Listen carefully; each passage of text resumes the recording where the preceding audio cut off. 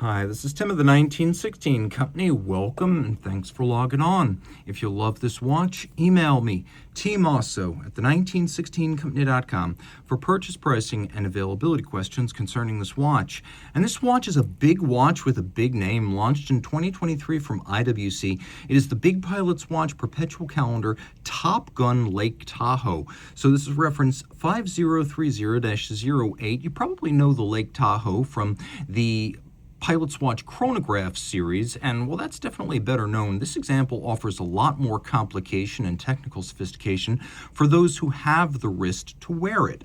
So primarily in scratch-resistant white ceramic, though there is steel hardware, the watch is 46.5 millimeters in diameter, 16.1 millimeters thick, and a broad 59 millimeters from lug tip to lug tip with a 22 millimeter spacing in between the lugs.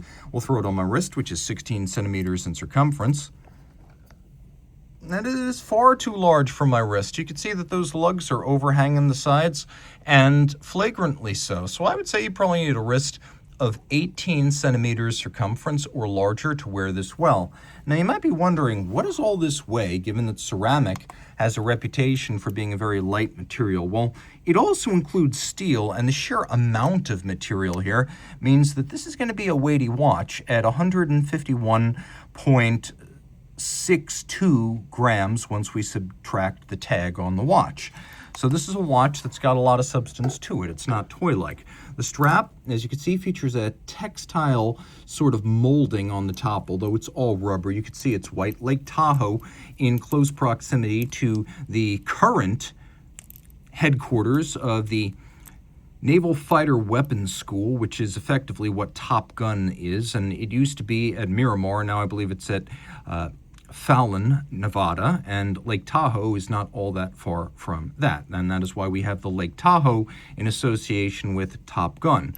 Also important to note is that the watch features a full clasp, and like the hardware on the case, it is stainless steel with media blast and polish. You can see Cornu is the manufacturer because it says Unrock, which is Cornu backwards. We've got the pin buckle attached to the folding clasp, giving you security against accidental droppage. Now, we do have a screw-down crown, 60 meters water resistant. It's suitable for surface swimming. It also features a system that secures the crystals and the seals against being discharged or blown out if you are in a rapidly decompressing airplane cockpit, which is a low percentage use case, but hey, it's there to protect your watch. Now, the crown is enormous, and you can see that it is sort of an onion style. Everything about this watch is based on the 1940 Luftwaffe BR, or the observation watch. That original, which was produced by IWC and several other suppliers, that was 55 millimeters. So when the Big Pilot's watch came back in 2002, basically the BR for a modern generation, it was 46.2 millimeters, which seemed huge, and it is, but not compared to the 55 millimeter original. So that's where this design comes from, though even this is a mid-size compared to the wartime watch. Now, the dial includes an awful lot. We have this instrument style look, and you can see that the instrument style look is very simple. It's white on black, the look of an instrument on the flight deck of a 20th century aircraft. You can also see that we've got a moon phase at the top for both the northern and the southern hemispheres, indicated by little aircraft icons. We have a couple of coaxial indications. Here we have the running seconds and the day function for the perpetual calendar. Here we have the power reserve indicator for the 7-day power reserve, as well as the date. And then down at the bottom, we've got the month, and then we have year, decade, century, and millennium. And the first two digits, the year and the decade, are automated. If you really have to start changing the century, that's done manually by the watchmaker. But it is the Kurt Klaus perpetual calendar system, which means I just pull it to an intermediate position, and I can adjust everything in sync. Notice how the date, the day, the moon phases, the months, even the year and the decade will advance. So all I need to do is correct the date for the month I'm in, and everything else will move in sync. This was created by IWC watchmaker Kurt Klaus in 1985. It's a very user-friendly system, though it's unidirectional, so you don't want to advance past the current day. It's a perpetual calendar, so you don't need to make any corrections until the year 2100. It can deal with irregular length months and leap years, and although I don't know how well you could see it here, we do have a little running seconds hand. You see that coaxial with the day, and if I pull this crown out, you can see that that stops. So here again, we have the power reserve indicator. And although the power reserve for these 7-day automatic IWC movements has not increased, the method of delivering it has changed. I'll show you that in a moment. Scratch resistance is a wonderful thing, and it's one of the benefits of ceramic. You can also see this is a monoblock cases. There's no separate bezel structure here, giving the watch a seamless aesthetic. And this is the pilot's watch look that we've seen on the big pilot's watches, the BRs, the Mark series over the years, so it should be very familiar and iconic. Probus Schaffhausen, the motto of IWC, a good solid watch made in Schaffhausen.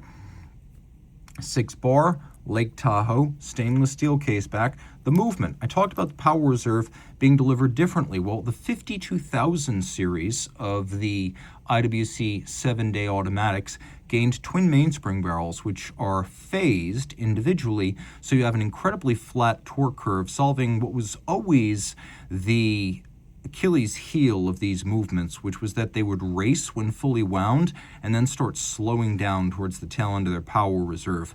And so now we have a much flatter torque plateau, so these are better timekeepers over the full reserve. It's a big movement at 38.2 millimeters in diameter. It's probably the world's largest automatic. You can see there's a rose gold medallion insert. Another change on the 52,000 series is that the balance went from 3 hertz to a 4 hertz beat rate, 28,800 vibrations per hour, 8 beats per second. We've got a full ceramic Albert Peloton bidirectional pawl-based winding system with both the pawls and the pawl wheels ceramic, the system which IWC watchmaker Albert Peloton introduced in the early 50s, now does away with one of its really few flaws, which was that it tended to create debris and dirt on the movement. With the ceramics, that's not a problem. Note the use of both polished and fired blue screws. We've got stripes, engine turning, snailing, beveling. Although mechanically applied, it is attractive. You can see the balance is also free-sprung for more precise adjustment, and it features an overcoil hairspring, so it keeps consistent time no matter what position this watch is in, and that's very important for isochronous operation. It is 5-position adjusted, which is the high horology and chronometer standard, and you can see that it pivots on 54 joules. Also important to note here is that the bridges have been skeletonized compared to the previous 51,000 series, so you can see more of things like the barrels and some of the substructures like the drivetrain. So there is a lot to see here, and it's a great movement. It's a modern classic in a watch that is simply packed with features, almost too many. We'll do a Lume shot now so you can see the watch in the dark, and you can see it's a classic instrument style in that regard. Broadsword hands with the 4 corners fully luminescent. There is a lot of history tied up in this watch. The BR, Kurt Klaus, Albert Peloton, IWC's long-running association with ceramic, which dates back to the 1990s, and its association with aviation, which dates back to the 1930s.